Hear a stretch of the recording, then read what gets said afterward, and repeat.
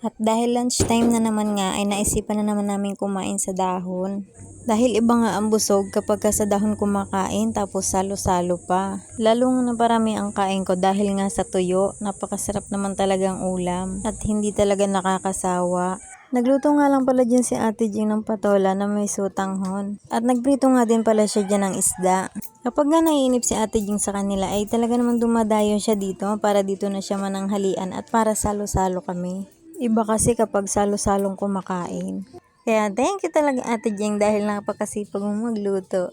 Sa kahoy nga lang pala kami dyan nagluto dahil iba nga ang luto sa kahoy, mas masarap. Nagdala nga din pala dyan si Ate Jing ng mangga dahil parang may panghimagas. Bahaw nga lang yung kinain ko dyan dahil mas masarap ng kainin yung bahaw. Ayan, at kinabkab na nga ni Ate Kendra ang mangga. Pinagpaubayan na nga namin sa 3 bulilit ang mangga at hindi na nga kami kumain.